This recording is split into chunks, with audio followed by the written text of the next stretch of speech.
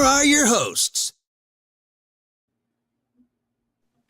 What is up? Quentin, Nick, Matt, Smitty, all four of us are here. Back-to-back shows. It's been a while. I'm mostly the culprit there, but hey, it's good to be back. A couple back-to-back shows. Nick, Matt, Smitty, what's going on? Another good weekend. Only, 2 left, I think? Feels like it's flying by. But maybe that's just me because I'm enjoying it so much. But, yeah, it just seems like – I'd probably say this every single season. But, yeah, this season just flying by. Matt? Yeah, same ho-hum weekend for Razorback fans. I'm done. I'm done with this. I'm entering the fan transfer portal. Don't care for him anymore. Sam's got to go. Smitty. Yeah, some good games, some tough bets. We can get into it. The USC game, I mean, Q, you put it out on social media. I don't know how that was not pass interference that last play of the game, but guy couldn't even jump. No, I mean, and it's not the NFL. They weren't going to get the ball at the 1 yard line, but that was a tough one. The under in the Tennessee-Georgia game was tough. I had 47, and I had 47 48. as well. So, one of those weekends. Western Kentucky never got off the bus, but yeah, I agree the season is flying. There's some good matchups this week, so I'm excited to get into it. All right. Our guy Ken is with us. Probably the most loyal. Him and Sean are the most loyal listeners we have. We always appreciate having Ken and Sean in the chat. Slightly better this week, but anything is better than 0-6 last week. Well, the ceiling, yeah, that floor was low. It was only up from there. And then, always room to Big Blue, Matt.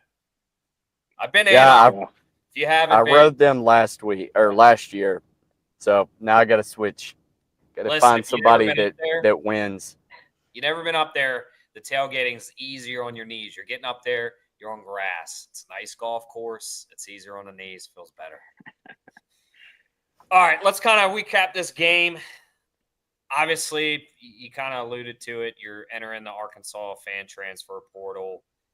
I kind of thought they were actually going to pull one of those second half comebacks because Texas just couldn't pretty much pull away all game. They were kind of shooting themselves in the foot, just like Arkansas was.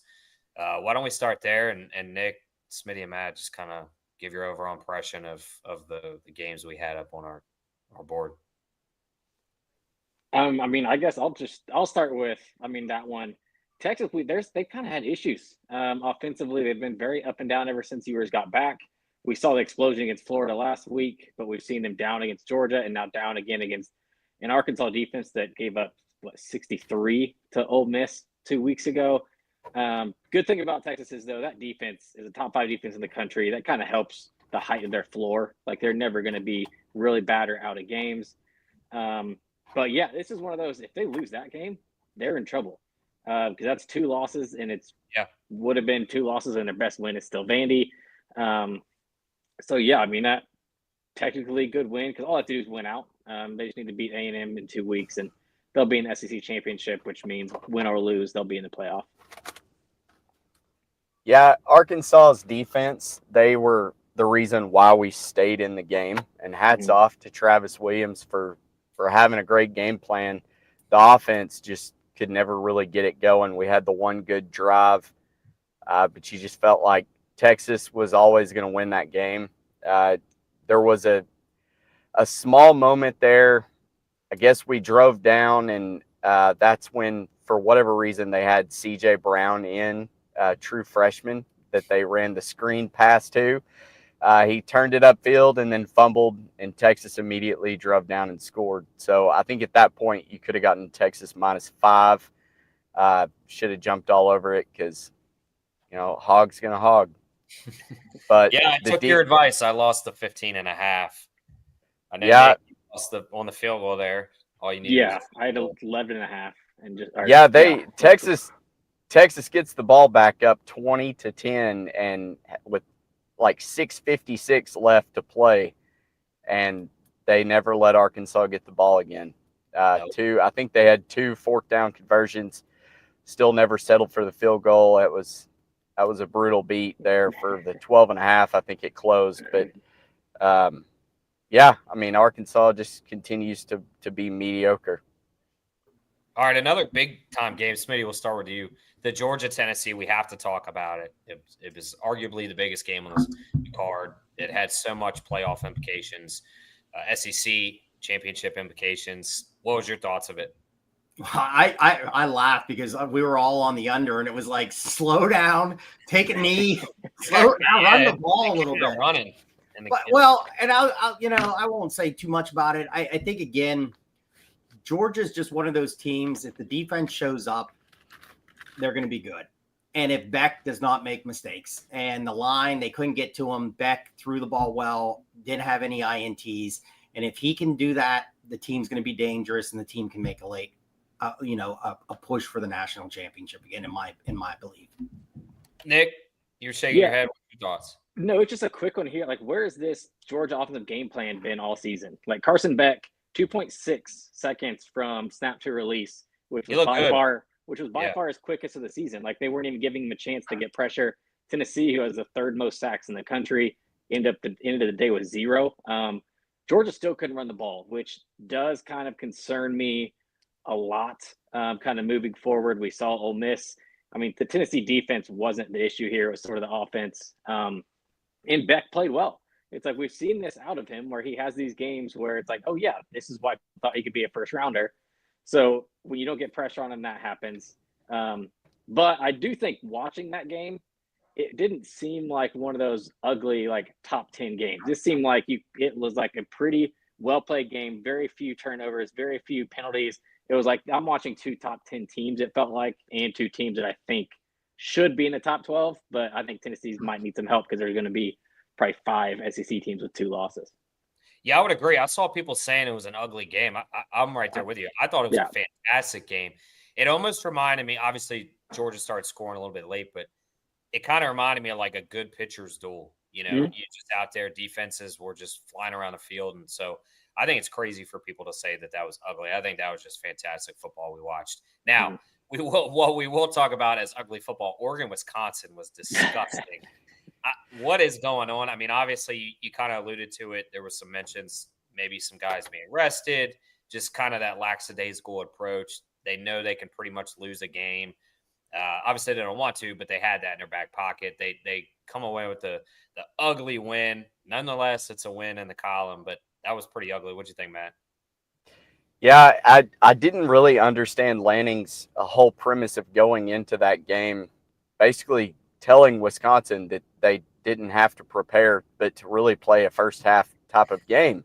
Yeah, they can afford the loss, but when momentum is going, and I know they won, but it was a very ugly game. You almost laid out a blueprint of, this is my scapegoat if we lose. And I don't really understand the psyche there from Lanning to go into it like that you just are so confident, even in your backups, that you're going to get this win, but you would be okay with a loss. I mean, I feel like when a team loses, your mentality changes. So why even have that an option? In my opinion, I think that was stupid. But then he gave Jordan James like 26 or 28 carries. So it's like, not only did you do the opposite of what you couldn't have gone more in that different direction of, he's been banged up, so he's only going to play first half. Never mind, we're going to treat him like a 3 down back and just rely on him. Right. Terrell Owens getting 32 carries a game back then. And can we get away from this air raid that they're trying to do? Can they go back to pounding the football? They pounded early on. They looked good. Now they all of a sudden want to pass. Now, I mean, Walker, I think Walker did have 20 carries and I think close to 100 yards. But, I saw that. I've been saying it for now. I remember when they came out and said, we're going to go to an air raid. And it's like, what? Wisconsin? Just get the offensive line guys. Get the big running back, Ron Dane. I think I even put that on social media. Get Ron Dane back. Get the ball to the big guy and run the ball a lot. I'm done with this air raid in Wisconsin. It doesn't work. Change it. All right. Any other of these games you guys want to cover before I move on? Yeah, I think the 2 biggest ones, in my opinion, were Arizona State. beating Kansas State and then Kansas beating BYU. Did it We've again. talked about BYU being the luckiest team, probably the fakest of the undefeateds. It finally caught up to them, and they got that loss. But Arizona State just going into Manhattan and taking Kansas State to the woodshed, I did not see that coming. I thought Kansas State was going to be able to move the ball, especially on the ground. They didn't. I felt like they could contain Cam Scatterbo. I mean, Arizona State and Kansas just seem to be on a warpath to wreak havoc in the Big 12, which is not good for the Big 12 and their playoff hopes. Because once again, this coming weekend, we've got another opportunity for some chaos. Yeah, I think you lost us earlier on the Saturday show, but Nick and I kind of said, like, this is the Kansas team that we all preseason talked about. This was the 8-4 floor team, 10-2 ceiling. Where have they been? You mentioned BYU had a luck, but again, we talked about it. We weren't going to be surprised if Kansas won that game. The talent's there. And then Arizona State, Dillingham's got to be up there almost as a lock for Coach of the Year. I mean, I get he's not going to win a national title, but for what he's turned that program into, how do you not give it to the guy? So BYU, it's does this hurt their chances? I mean, they kind of had to stay undefeated because I think they're going to drop pretty significantly in the rankings. It's just if they win the Big 12 championship game, they're in. If they, but that's not a guarantee. At large, though, I don't think they ever really had an at-large chance. I mean, maybe if Colorado would have beat them and they'd have been like 12-0 in the regular season. Yeah. But I don't know. It still probably would have just been – the Big 12 is just so down. But now, Kansas doing their best. Took out Iowa State last week. Took out BYU this week. And they have a chance. They have Colorado at home this coming week. So it's like a little murderous row of we're just going to take out the top 3 teams in the Big 12 and just ruin everybody's chances. I saw the meme of the Grim Reaper going door to door, just taking them out. And Kansas is playing, and hats off to Jalen Daniels because he is finally playing up to his potential. And I hate that I wasn't on the preview show to give that out because I was on Kansas plus the 3. But I feel like BYU still has room to fall. So just keep that in mind. I feel like this is going to be a 10-2 team by the end of the year. If they do make it to 11-1, I feel like they're going to lose in the Big 12 championship. I think the big thing about that game was the score, because I agreed with Nick, and I gave out a stat too in their last 50 games. Kansas is an over machine. I was really shocked, and I'll be honest, I didn't make the entire game. When I got up at I think at 4:00 in the morning. I checked my phone, and when I saw that score, I wasn't surprised that Kansas won, but I was surprised that it was that was that low of a scoring game. I thought there was going to be a lot more offense. And real quick, Arizona State, I think one of the best covering teams in the country. And they got out fast in that game because I was on Kansas State. I thought the home environment, that's a tough place to play. I gave out a stat. The coach is an ATS machine at home. The team always covers, and Arizona State went in there and just put it to them. So that guy, like you said, he's doing an unbelievable job at Arizona State. If he doesn't win it, I'll be highly shocked. All right. Anything else before we move on to the top 25 that surprised you? Didn't have to be on the board. I think for me, Washington State losing that late night game against New Mexico State. Washington State, I think, was 8-1 coming into that game. They put up points and they got outscored by New Mexico State. So that result kind of surprised me. And then I think the biggest one was Kansas State not showing up against Arizona State. And then one more, I know they lost, but Missouri hanging with South Carolina, that line was around 2 touchdowns. I felt like South Carolina was on the right track to just continue to dominate, and Missouri, hats off to them. They hung with them the entire game. South Carolina was lucky to pull that out in the end, though. Maybe it's just me, and maybe there's some bias there, but this year South Carolina feels like last year's Missouri. Like, they have some talent, and last year's team had some talent as well, but just seems like, outside of the Bama game, like they had a couple bad losses, but they've had a lot of lucky breaks also in their wins. Mm-hmm. And we've seen, obviously, what are they, 7-3 now, Missouri? They've kind of come back down to earth. They've been blown out by the teams that should have beat them, where last year they were picking up those wins. I feel like it's the same with South Carolina. Next year is where I would, if they have a back-to-back, consistent season, I'd say they're good, but I just can't say they're good right now. I just think there's a lot more luck than maybe people are giving them. Rocket Sanders has had some flashy moments, but he hasn't been overly consistent. Lenora Sellers, he tends to throw some interceptions at times. Like it seems like they're making plays at the right time, which obviously is how you win football games. But I'm just not sold on Shane Beamer's Gamecocks. Somebody tell me I'm crazy or somebody agree with me. I kind of think I'm kind of right there with you. I think they're a little bit ahead of where we thought they'd be. Yeah. What I'm impressed with and what they have to look forward to, I think Lenora Sellers, like you talk about week 1 through 3, couldn't complete a pass, or at least even to his own team. And now he's thrown for 300 yards in certain games. There's definitely been some growth. He's being very efficient, obviously, and he's always a threat with his feet too. So, yeah, I've just been impressed by him. And him being a freshman is impressive. And then it was another one where, Missouri, like Luther Burden just reminds you that, he's still playing college football, even though everybody wishes he was somewhere else because he's still he's ridiculous, like when you give him a chance. But I'm with you. I think Missouri, I don't know, Missouri's just they've gotten lucky. They should, but luckily win team under, glad that's going to cash at under 9.5. That was way too close because they've had way too many close games. But skipping to a result that I think was kind of surprising, I slightly talked Colorado, but man, they took care of business. They're rolling. To beat Utah by 21, and not only that, but to put up, I believe, 42 or 41 on that Utah defense, who was number 1 pass defense in the country coming into the game. 49. I believe. Yeah, it was just that was surprising. They are rolling right now. But here comes Kansas. Watch out. All right, we're gonna move on to the AP. Oh, I don't get a say in this. Come on now, Q. I'm sorry. That's okay, Q. No, go ahead. No, I had 3. One was Arizona State, like Matt said. I mean, that was just really shocking to me. I didn't think they'd go in there and do that.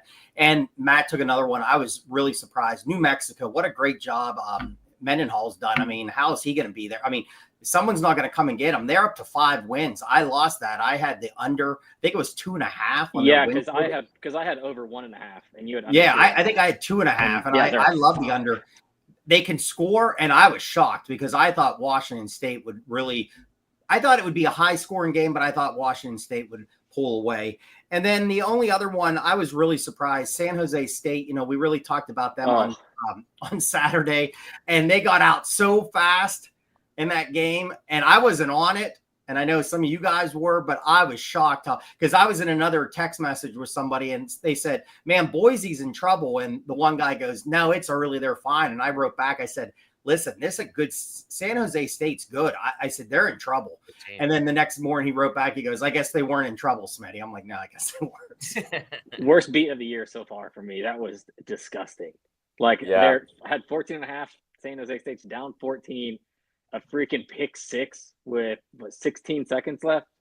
It's like, kid, just drop to the ground. Please, why are you scoring? I get it's more fun, but that one was painful. That was painful.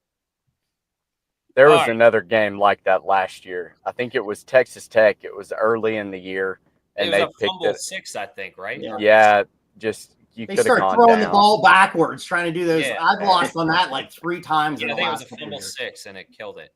Hey, one more real quick. I was shocked. I was shocked Tulane did what they did to Navy. Well, the quarterback for Navy got hurt early. Oh, he did? Yeah, okay. He got knocked out. So I didn't. Well, I missed that then. Yeah.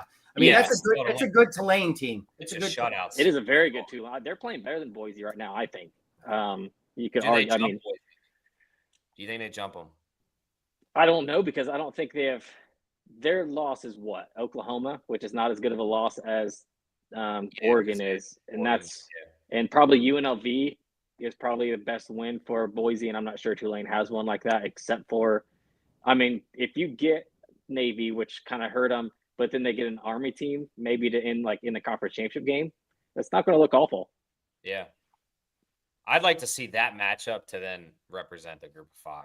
Let's talk. We don't need Boise UNLV again. Let's line up Tulane and Boise and let them It should play be for a the spot. play-in. It's kind of like the 11-6 play-in at the tournament.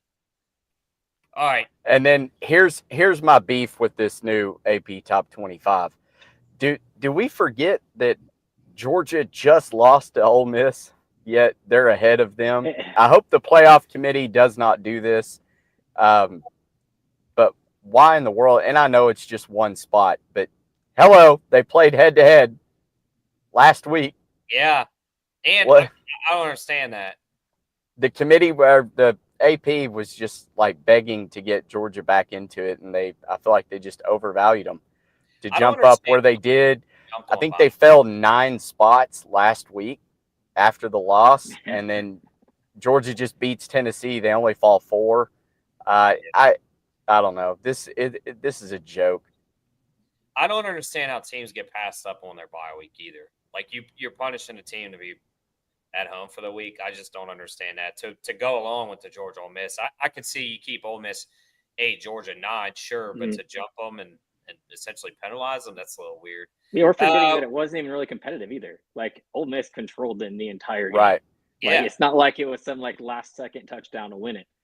Like, come on. And then how obvious was it they were waiting on this BYU team to lose? Because they dropped them 7. That's crazy. Well, yeah, they did it. Miami, they pummeled as soon as they lost, and went pretty deep. It's obvious the biases though of the AP. Do you think? What's your thoughts on? And we'll kind of tie into it. A lot of the SECs, in that top 12, I think they're in like a 4 or 5 team tie right now. One, they're just beating each other up, and that they're just taking losses from each other. But 2, do you think a potential 3-loss SEC team can get in? Like if these teams keep losing, like if Indiana loses, let's say they get boat raced, well, they're probably going to drop out if it's not competitive. Let's say Notre Dame somehow picks another loss. Unlikely, but it could potentially happen.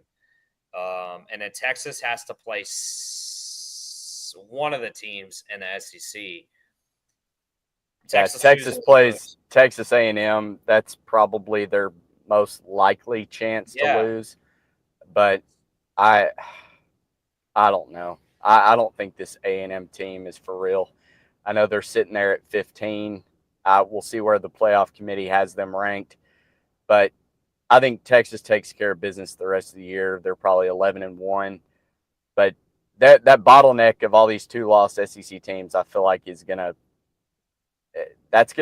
somebody's, I feel like, is getting the shaft there. Oh, 100%.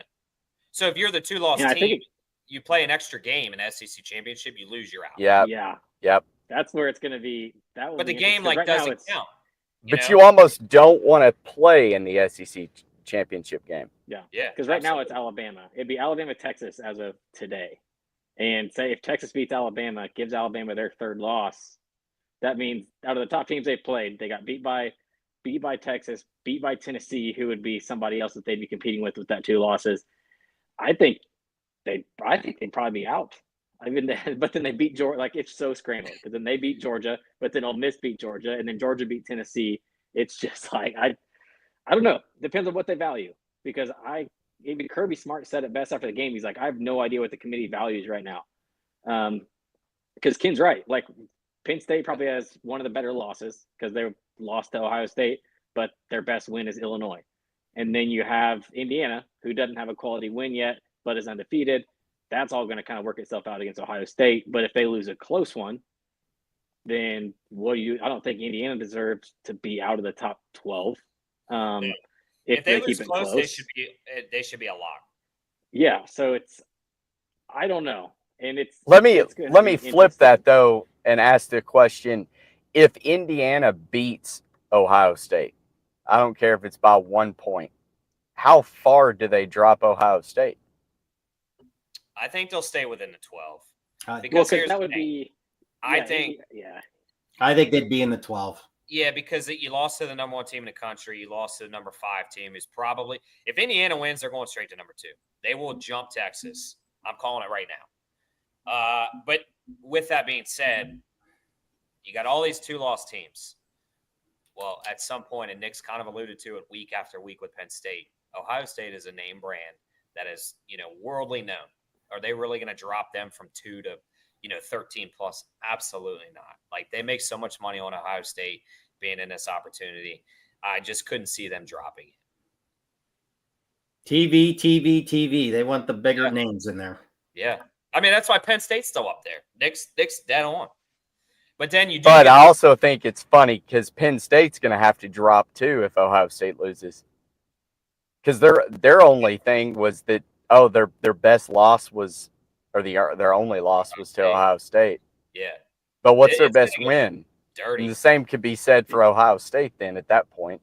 If they lose to Indiana, what's your best win? A Penn State team who their best win was Illinois? I mean, the Big Ten is really kind of screwed with trying to be at that elite level of the SEC where you don't have 4 or 5 teams that are all sitting with 2 losses in the Big Ten. Yeah. I mean, it's kind of like the very top, and then it just falls off completely. But as AP voters have showed, they're really trying to keep the Big Ten up there relevant. I almost think the Big Ten needs to root for Ohio State. I mean, Oregon's in. Ohio State wins, they're in, regardless of the Big Ten championship. Penn State would then have their only loss to Ohio State, which would look good if they beat the number 5 team in the country. And then Indiana should still get in as a 1-loss team, not having to play in the Big Ten. Like, to me, that's what the Big Ten should root for. If Indiana beats Ohio State, I think it opens up chaos. Well, this is where this has helped the SEC and the Big Ten so much lately. As we've said, like right now we're talking 4 SEC teams, 4 Big Ten teams. There's 8 spots plus Boise. There's 9. And then you're talking, we've already all agreed that ACC is getting 1, Big 12 is getting 1, which basically means either SEC gets 5 or the Big Ten possibly gets 5, which I can't see the Big Ten getting 5 just because it's a huge drop off between those top 4. So then it could be SEC might get lucky here and end up with like the 9, 10, and 11 seed. Do you think the ACC, if it gets in that situation, let's say you have 4 SEC, 4 Big Ten, Boise, so you're at 9. The Big 12 gets, whoever they're going to get 1, so that's 10. Is that the perfect recipe for the ACC to somehow sneak in Miami and Southern and SMU? Like, can they justify giving a conference a 5th team over not giving a 2nd team to the Big 12 or the ACC? Not if they're all at 2 losses. Like, say SMU has 2 losses. Are they better than Bama with 2, Georgia with 2, Ole Miss with 2, Tennessee with 2? I don't. Or Ohio State, as we mentioned, with 2. If Texas gets 2, I can't see it personally. I agree. AC's like Miami can't have 2 losses. SMU can't have 2. Well, the only conference that's really eligible for the 5th team is SEC. Yeah. I mean, outside of Oregon, Ohio State, Penn State, Indiana, it's a huge drop off. Who does SMU have left? Nobody ranked, is it? No. Until the ACC championship game. Correct. And I'm assuming they're going to play Miami. I think they have Virginia or this week. No, it's Miami. Clemson's out. Clemson's the second loss. That's right. Yeah. It's Nick's right. They go to Virginia this week, and then they play. They're at home, California. Yeah. So they should mow through both of those. All right. Enough of the top 25. Let's make our way over. Speaking of the college football playoff that we just kind of discussed, what is your thoughts on any of these teams to make the college football playoff? Is there anybody that you would take here as plus money? I mean, really the reason I wanted to put this graphic up, they're telling you, odds makers are telling you right now who college football playoff is probably putting in no matter what. Yeah. Which even Alabama minus 1,000. If they're a 3-loss team, if they go to the SEC championship game and lose to Texas, they're not getting in as a 3-loss team, right? Depends if the committee. So here's the thing: that the game, it depends on how they look at it. If they win, they're going to take that 100%. If they lose, are they still going to keep that mindset, or are they going to say, 3 losses now? Because the game really doesn't count in the grand scheme of things. unless you lose. So I think the look ahead line with Texas A&M, like 9.5, 10, something like that. Yeah. So assuming Texas wins, they're only minus what, 3,000? I'm looking at it on my phone. Texas, but minus 3,000. I don't see how Texas and Alabama can both be that low or that high of odds if they have to play each other. Texas is probably a for sure in, but why are they not minus 10,000 like Ohio State, sitting there with one loss? I don't know. I think it's weird. I think there's the odds are telling you something, but I can't put my finger on what exactly it is. Jordan, if you like SMU to make the playoff at plus 100, just wait to the ACC title. You'll most likely get a better price for them being a dog. Yeah. Maybe. Yeah. And this is exactly why I'm saying we've got to look into these numbers and really tell what they're saying, because as of right now, a lot of these numbers do not make sense when you talk about the theory of how they get there and what happens over these next 3 weeks of games. Yeah, I'd say same situation with BYU. This number is probably better than what you'll get BYU versus Colorado. Game wise, it's plus 330. So that's kind of how I would play it there. It's almost like you take BYU now, then you can kind of hedge it with Colorado in the Big 12 championship game, kind of be able to middle it some. That's probably how I'd play it. Just looking at it though, so I just looked up FanDuel, no free sponsors. So Alabama not to make the playoff, plus 430. So if we think Alabama gets beat in that SEC championship game, that's kind of a sneaky good number right there. Plus 430 is not bad. I think that's the only way you play it. I think furthermore, the Colorado minus 120, you just take a money line and you get a better number. If they run the table and make the Big 12 championship, they're probably going to be plus money. So you take them that way is kind of what I'm thinking. I'll tell you right now, if Bama, let's say they lose and that game's close to Texas and they have 3 losses, they're getting in still, in my Saban's not there anymore. Bias. Because it's Bama. I'm going to go back. To me, it's TV. Their fan base is too big. They have the name. If that game's close, and let's say they lose by like a field goal at the end of the game or something, and it's really close, I think they get in. Just reminds me which SEC team gets left out. Which two loss SEC team gets left out then?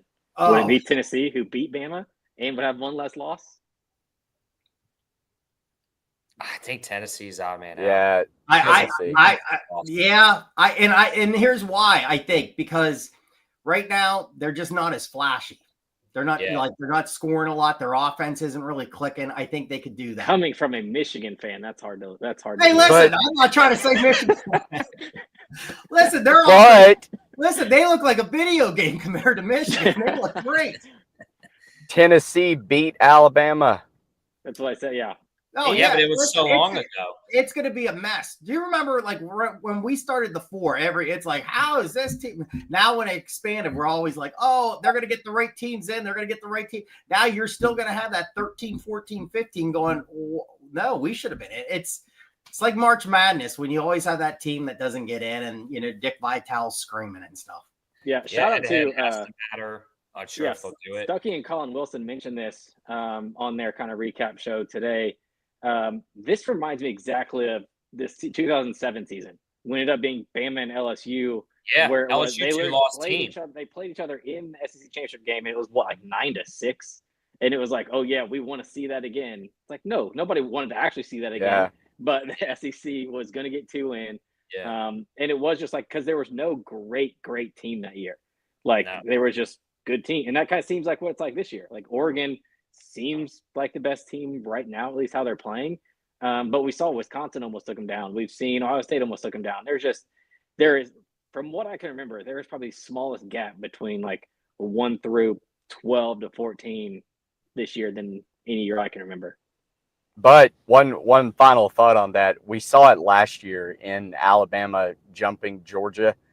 The committee does value that conference tournament win or conference championship win. So if I don't know, I think we're going to have a mess. But I also think watching the college football playoff rankings come out, they're going to start telling you who they want to be in because they're going to rank them higher than you probably think they should be. But there's a whole master plan about that.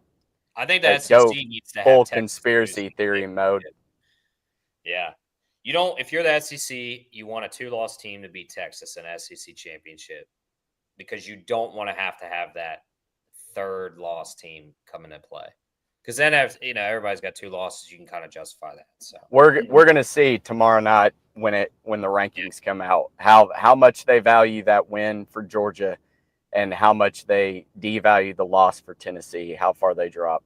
Yeah, because I feel like you're going to be able to tell immediately where they think Tennessee is, and I think they're going to be on the outside. I do too. I think it's the recency loss to Georgia, even though they beat Alabama early in the year. It's just recency bias. It sucks. That's the same thing with the winner or the loser of the championship games. It screws Heisman people. It screws teams. So it's just unfortunate. Any other teams not on the national radar that people need to take notice of? I'm just going to give you mine. I think it's Arizona State. What Kyle Dillingham's doing down there, again, there was no hopes of a national title here. But the way he's turned the program around, it's been incredible to watch. I've won a lot of money on this year. Take notice of what's going down there in the Sunshine State.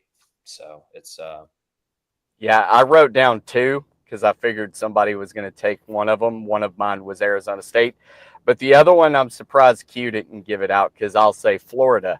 They're 6-1 ATS in their last 7. This is a team that has they've really figured it out. They've bought into Napier. I know we were criticizing the announcement to come out and say that he's staying, but maybe that relaxed the team a little bit. Paired with DJ Lagway. Lagway playing so much better. Yeah. I love the idea of just let him play this out and get his lumps. It's only going to make him better in the long run. The kid that flipped from Arkansas, what is it? Jordan Ball. Jaden Ball is a beast. Jaden Ball. Yeah, just you've got guys stepping up, and I think I was on Florida last weekend against LSU. I felt like LSU had kind of let go of the rope now, and that was evident. Florida just did whatever they wanted to do. So I think the Gators may be an auto bet for me moving forward, just whatever the spread is, because I do feel like they have kind of rejuvenated their season. Fair enough. I didn't want to be too cocky, but yes, DJ Lagway's 4-1 in his starts. He did get credited with the loss even because he started a Georgia game, but I'll say this to my grave. If he plays all 60 minutes, I think they win that game outright. And then, the Tennessee game, I think Billy Napier stole that from him. That was really, I think Florida should be, 6-3 now? No. 7-3. Yeah. So they've been there. I mean, they got through the Miami and the Texas A&M ass whippings, but yeah, they're buying in. Napier started to change some stuff. We'll see how they go. Man, they got a real shot to go 7-5. And I said on the show, there's no reason they can't beat Ole Miss. They're just as talented. It comes down to Billy Napier, and I'm already going to give them the Florida State win. So they're at worst, I think, going to finish 6-6. But we did cash over 4.5 biatches. So little look ahead. Todd, Week 13. Todd and Nick don't have anybody that they need to give credit to. All right. No, what I wrote down, I was on Arizona State too, and I think Tulane again. I think they're doing a great job with that. So, but mine would have been Arizona, and Q kind of. Sorry, I saw we're already at 40. No, you're good. Mine would have been SMU for me. Just kind of quickly, they put up 40, almost 40 again. This offense with Kevin Jennings at the helm now. It's kind of a weird style offense they run too, kind of like an old school run and shoot with an air raid concept. So I don't think, especially if they end up with like a 3rd or 4th seed and they get that bye, then somebody's going to have to go on the road to SMU. They can be kind of sneaky. And I'll tell you real quick, SMU, they have deep pockets. Yes, they do. That program, they keep winning. They'll get some. I mean, they already have some good players, but they'll keep getting the players. I don't know. I mean, they got to dig deep in those pockets because Brett Lashley if he gets a big offer by somebody else, I think he could be gone. I think he's gone personally. Yeah. So, if you're at SMU, you better dig deep. And then look ahead. We'll kind of wrap this show. Jordan Pierce saying that A&M line stinks. Yeah, I agree. Yeah. How much public money is going to come in on A&M the day before the game? And same for Indiana. This is one of the reasons I wanted to put the spreads on here so we can get ahead of it. And I know the next graphic is what line would you give out now. If you like Ohio State, I would go ahead and bet Ohio State. That game has already gone up. I don't think it gets to 14 just because I think you're going to have a lot of buyback. I think it opened, 10 and a half? Yeah, 9.5. Or early look at it was 9.5. And then as soon as generally it was 10. Bet the favorite early, bet the dog late. I feel like a lot of public money is going to come in and hammer Indiana plus 13 and a half if it gets there. All right, we'll wrap it up here. The one look ahead line, I'm with Matt. Florida plus 10 all day long in the Swamp. It is a noon game, which I don't know. I think it should be the night game over the Oklahoma game. I think that's crazy. Yeah. I think Florida's got the momentum. DJ's going to be healthier. I think that game, him not being able to run, might have been a great thing for him. I was talking to my dad. We were watching the game, and he's like, hey, look, now he's got to learn a pocket presence. He's got to fire the ball.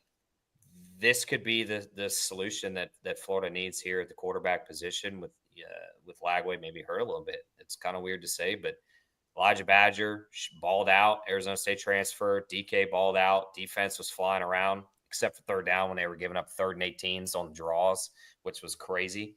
But, yeah, the team's playing high, and Lane Kiffin dropped some games. I don't see why that plus 10 couldn't cover, if not a Florida money line. So I will probably be on both. Nick, if you'll flip back to so I can look at the odds because I can't see anything else on my phone. But I also like the over in that one. And as Nick showed last week, it's really important to get the best number. I think he got 49 and a half in the Georgia-Tennessee game. I got 48, so I caught it on its way down. That pushed, and then Todd got it at 47? I did it on the show Saturday. And then lost. Yeah. So that's very critical. I think if that game gets up to 56 and a half, 57, you're going to kind of be flirting with disaster there on the total. So I think over 55 and a half, 56 is about where that one lands. So at 55 in the hook, I'll probably go ahead and bet that now. Nick, Smitty? I'll look at another total. Notre Dame Army, 44 and a half seems low to me. I know we keep thinking Army's playing like they have over the past 2-3 years. It's all triple option and everything. They've been scoring a lot this year. Daly is a great quarterback. He's healthy again. I think they could put up 14-17 against Notre Dame. And then that part of Notre Dame basically get 30, 20 or 30, which their offense has been rolling. Did it again. You can also think of special teams touchdowns. I think they get a turnover or two against Army. So that 14 is probably right at it, but that 44 and a half just seems very low to me. Yeah, I had Notre Dame maybe minus the 14. I think again, Army's a good team. Quarterback's really good, but you listen to a lot of people when you look at their schedule, really who have they played? And Notre Dame's defense is so good too. And Notre Dame, like Nick just said, luckily I had UVA. I had a late touchdown helped me and got me that win over on the weekend. But Notre Dame's offense is just, they're putting a lot of points on. And I think what Nick said too with that 44 and a half, I kind of agree with him. I think Army can put some points, but I think Notre Dame will be in that 30 range. I'd say be real quick just with Notre Dame. So Howard Cross is questionable, who's like first round defensive tackle. He is questionable. And obviously defensive tackle is very massive against teams like Army, Navy, who need that fullback dive up the middle. So I would just be careful, wait and see if he plays. I know he practiced this morning, but he didn't play last week against Virginia. So I would say careful there with the 14 until you hear kind of his news, because he makes a massive difference. Are we buying Kansas again? I was going to say +3 at home. Let's Buying go. Kansas, or are we buying houses? Sean's asking if somebody wants a house in Vegas. I'll take. I may be looking. I think Grissom, Hey, why don't you buy it out there and we can just make it an NCAA Insider house? We can. There we go. There you go. Matt, I know a realtor if you need one. Yeah. Tell me why I cannot take A&M. Like this just seems. I know this screams somebody knows something I don't, because these two teams are not the same. And I don't care if it's at Jordan Hare. Like, what has that been this year? That hasn't made a difference at all. This number is sneaky, but A&M still has everything in front of them. If they win this, they still have Texas. They can go to the SEC championship game if they beat Texas. I can't see a letdown here. So I will probably be on that. This was the Missouri line all over. On the road. Yeah. At Jordan Hare, -2.5, -3. Do we think A&M and Missouri is the same? Not at all. But we saw what happened when they played each other. Yeah. Hey, too, real quick with the total, I'm looking at that Kansas too. We just gave out. I mean, it's been over machine with them. Colorado, threw 49 on Utah. If they can throw a lot on Kansas, and Kansas can score points. So we might have just been 1 week off. That might be the one we might have to bounce back on. I mean, I haven't really looked at our site and some of the other things I look at for that, but that's one that's jumping out. Like Colorado can throw a lot of points on, so can Kansas. That one might get. I'm looking at Arizona State. Buy down to 3. I mean, BYU's a lot of pressure that you just lost. Now the pressure's on, like you can't lose. Then you have to go on the road to a team that's just having the greatest season since 1978. Trap line. Yeah, I would lay it with Arizona State.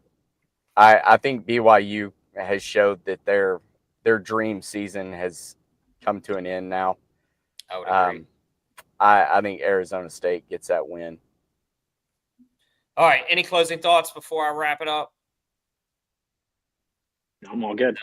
No. All right. We will be back for week 13. Do we know if it's Thursday or Friday?